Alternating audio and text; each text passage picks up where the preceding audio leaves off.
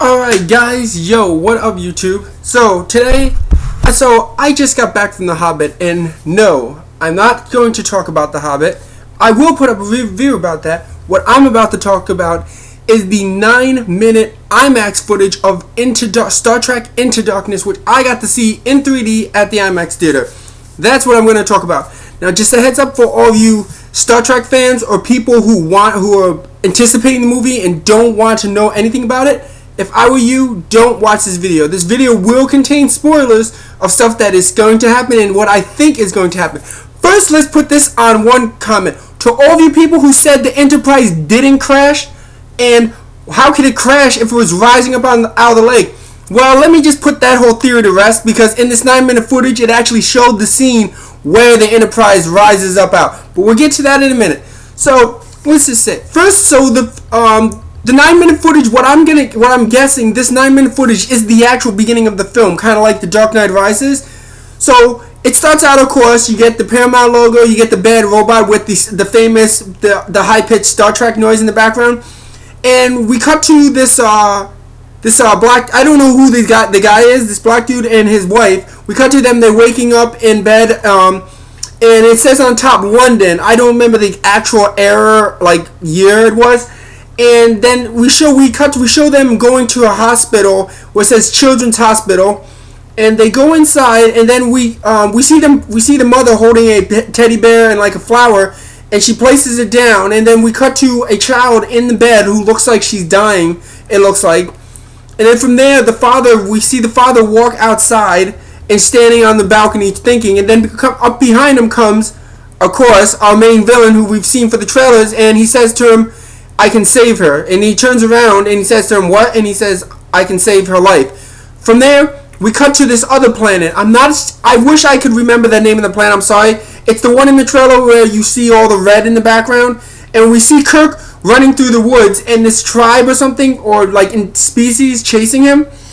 And Kirk has something like, I don't know what, it's something he stole from them in his hands. And then we see him running through the woods. Immediately we cut to Bones, who... For his first thing he says, he's like, "My God, Jim." So I actually love that, because it's clear, it's Bones. It's Bones being Bones, and what's his name there? Oh man, from the Chronicles of Riddick.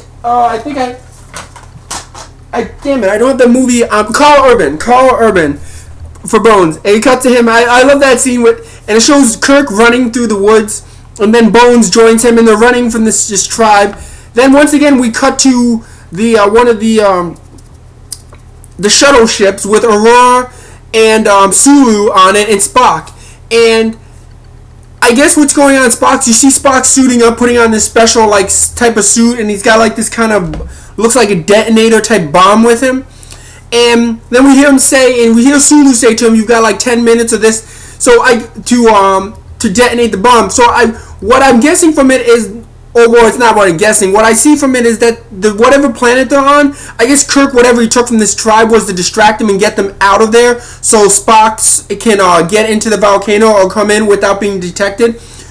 And because from what I can tell, they're not supposed to be there, because they're trying to remain completely undetected. Because Kirk's all covered up, you can't tell his face, you can't even tell that he's a starship person or Enterprise, and so we see Spock jump in, and he's got to detonate some kind of like ice type of bomb to stop the volcano, or like the entire planet that they're on is going to be destroyed and all the life on it. So they're trying to save that planet and all the life. So we see Spock going down, and then all of a sudden like a volcano ash hits the ship, and we see it lose, and then the wire snaps, so we see Spock fall straight down into the volcano, without his harness or anything. So he lands there, and we see Aurora and Sulu, I guess the ship is getting destroyed, so they bail out and to get back to the Enterprise. And we cut back to Kirk. I'm trying to do this fast. And we cut back to Kirk and Bones, and they're running. They get told what happened with Spock, so they jump off this cliff, diving into the ocean. And that's where. And then we get that Star Trek music, that J.J. Abrams used for the last one, for like the Starship crew and the Enterprise. And we see the Enterprise at the bottom of like an ocean type of, just like sitting down there, which. And I guess like I said, they're trying to, supposedly they can't be detected on this planet. Like they can't know that they're the ones helping this planet out. So from there, Spock has this thing and he's about to detonate it, but he tells them that I guess there's no way that he can get out there. He's stuck in the volcano, and that they can't transport him out of there. So we cut to Kirk and everybody on the bridge. Kirk gets to the bridge. He asks where's Spock, and they tell him he's stuck down in there. And then Spock tells him to leave without me. And Kirk's like saying no. And he says we're bringing the ship in close, and Spock and Scotty and all of them say, well, it's too close to the volcano, and that they won't remain undetected. That's the key thing. They keep saying they have to stay undetected, so they can't be seen by this planet, anybody on this planet. That they're the ones helping out. So Bones says to, Kirk says to Bones, what would Spock do if he was in charge? And then Bones looks at him and says, he'd let you die, which Spock would, because Spock would do what's logical. And depends, maybe later Spock, but so we cut back inside the volcano and everything's rising up around Spock, and you just see him stand there, and then all Spock does, he just looks up and he just like closes his eyes, basically accepting that he's gonna die. And right at the moment where the volcano is about to come all around him, that's it. It ends right there and goes into parts of the trailer, but adding new parts that we haven't seen from that other trailer. This is it's like an exclusive look type of trailer. So it shows like a few more scenes, mainly a lot of stuff that we've already seen, of course, and even in a deeper, and it also shows more of the ship crashing. And as all you people can say, it's the Enterprise. I'm sorry to say, that is the Enterprise crashing in that trailer. Because what I can tell, the scene with the Enterprise coming out of the lake, and there was a guy who commented on my video, I hope he sees this, how can the Enterprise crash if it's rising out at the same time? Guess what? Those were two different scenes, buddy. Like I said before, not everything in the trailer is put in continuity order, so remember that. But from what I can tell, it looks like Spock's actually gonna die. And it's seriously, I mean, there's no way he's gonna get out of that big. And what I can tell is it looks like they're semi-using part of like the concept, because the way that the guy who's playing oh my god, I can't remember his name, but I'm sorry, the main villain, is when he says to the guy that I can save your daughter. What I'm guessing is, and then like in this trailer, it even has him you hear him say to Kirk, what would you do to save somebody that you cared about the most? And there you go. And it also has a scene of Kirk with his hand on the glass, which I'm guessing could indicate that Spock is dead. And it would kind of make sense. It would put into that whole Nexus storyline that the other Star Trek films did with trying to bring back something like died or back to life from the dead. So I'm guessing that this is going to revolve on it, and I'm guessing that Spock is going to die. From what I can tell that I saw that footage, he ain't getting out of that. That volcano ash was literally up here and about to land on top of him.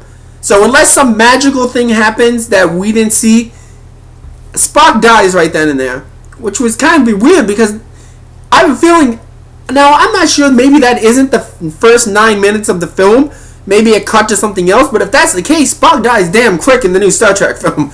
But I'm pretty sure he won't be completely dead. They'll find a way to bring him back. Like I said, the whole thing, what was the key thing was the guy talking to the other guy about his daughter, saying, I can save her. And then when you see Spock kind of about to die, I'm saying, alright, so that's what it's going to be. Kirk's going to have to find a way, and this guy has a way that he can save people from dying. So he's going to find a way to get Spock back, I'm guessing.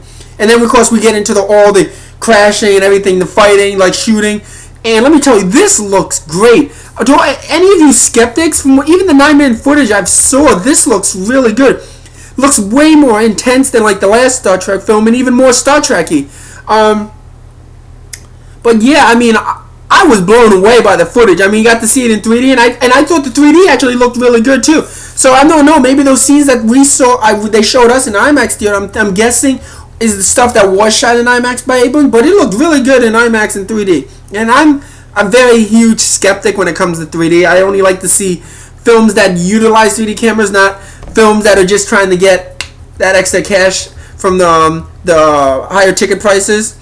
So yeah, I'm really excited for Star, and I'm excited to hear even more. But that 9 minutes footage is cool, and I'm actually considering going back to. I mean, I want to see The Hobbit again, but I'm actually considering if I'm going to see The Hobbit again, maybe I'll see it in IMAX just to see that 9-minute footage, get a second viewing of the Star Trek 2, so I can have like some more of opinion on it. But yeah, it looks great from what I can tell. I mean, it's only 9 minutes. Of course, you can't judge an entire film on 9 minutes, but the 9 minutes I saw, I liked, and I kind of like where this might be going in terms of storyline and plot, and like the characters in peril. But yeah, so I'm gonna have a Hobbit review up in few, probably after this. But yeah, tell me what you think. Did you also go to see Hobbit in IMAX? Did you get to see the footage? What did you think? What is your idea from what you saw? What do you think is gonna happen? But yeah, are you as excited as I am for the Star Trek? I mean, I was excited before the trailer hit. I was excited after the trailer hit, and now I'm even more excited now that I've seen this 9-minute footage.